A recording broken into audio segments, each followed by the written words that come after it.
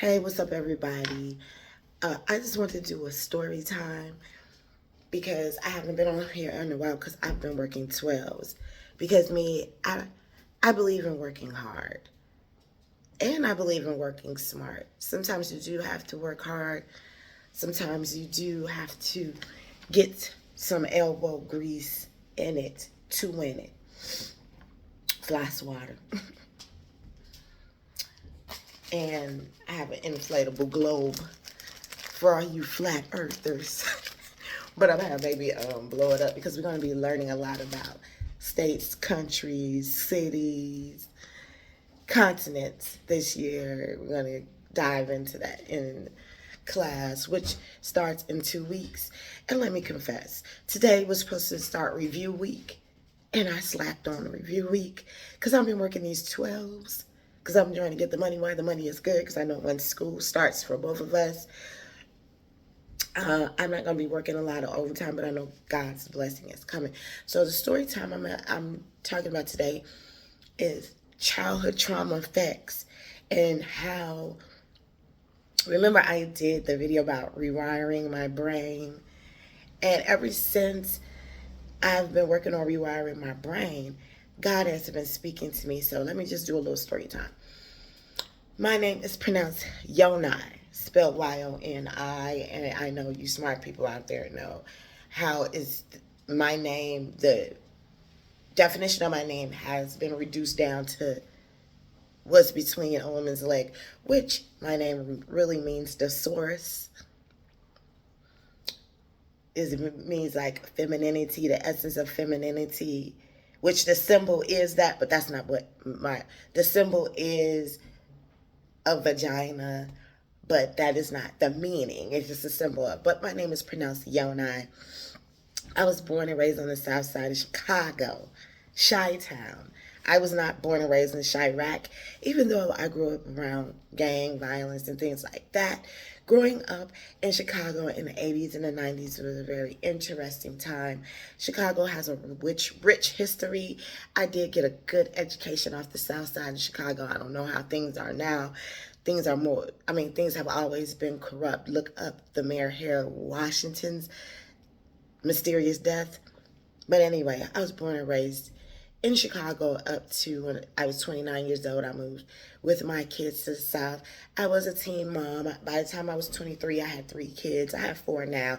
My youngest is 8 years old, was on the autism spectrum and nonverbal until I began to homeschool him. Now he is verbal, outgoing, amazing.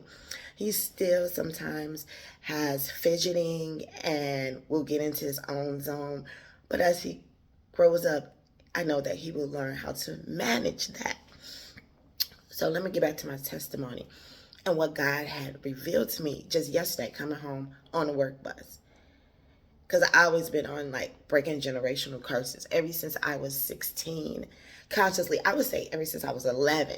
Consciously, first using my spirituality, because when my mom remarried a pedophile, he would harass me. He harassed me for 10 years from the time I was 9 to I was 19.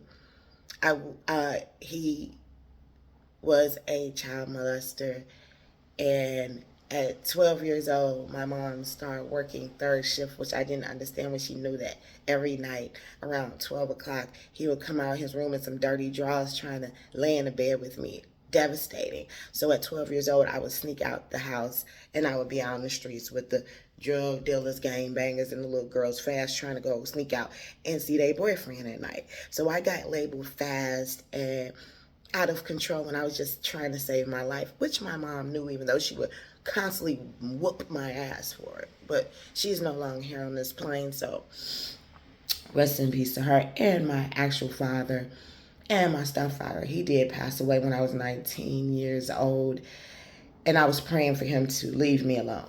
So back to when I was about 9 years old and things was happening that I did not understand, and I was literally standing on the curb and I was like, I need some help me. I don't know who I was praying to, because when I was a child I had a good middle class middle upper class childhood before my parents got divorced, but they were partiers. We only went to church on Easter Sunday. I had no consciousness, awareness of God, even though I was spiritual from birth. I had a gift of being a seer, empath, but I didn't have any words to describe it until I was 9 years old. And I said, help me in my mind. And literally, not 5 seconds later, a woman walked up to me in all white. Sister Regina asked me, did I want to go to church with her? And I said, yes. Anything was better than staying in this demonic, abusive, crazy-ass household I was living in. So I began to go to church. I went to children's church. It was so fun. You learned about the Bible, sang, played, had met new friends. But when the service was starting, the sanctuary in the next room, I used to just feel something drawing me to the sanctuary. So I started sitting in the sanctuary after Sunday school, and the pastor's daughter and a couple of us would go. They would go with me, and I would ease up to, I was like right, the youth choir would be right here, and me and my friends would ease up to the real row on the side because we were like too young to be in the youth choir. And we got the name the Sugar Lumps. And I learned how to pray. I used to go to church every chance I could get. Wednesday night prayer meeting, revivals, anything they had, I was there, so I would not be at this house. So the mothers of the church taught me how to pray, baby. And when I started to pray, things started changing. My situation didn't change, but I changed in the situation. I was in a gifted class. I was gifted in creative writing.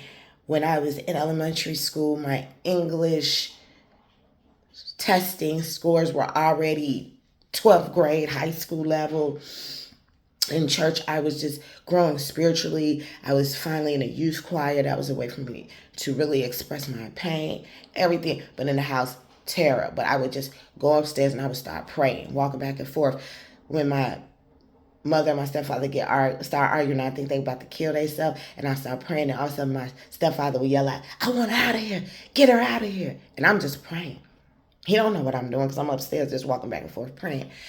So even though that my environment was sketchy from then on, because my mom had some type of resentment, I think that has something to do with her childhood that I know nothing about, that she never discussed her childhood with me or her life before me. All she said was when she got pregnant with me, I ruined her life because she wasn't trying to have any more children. She already had my sister, which we are 10 years apart. And I was just writing. I was at work, and it just came to me. God said, you broke that generational curse when you took my invitation. It wasn't about church. I had to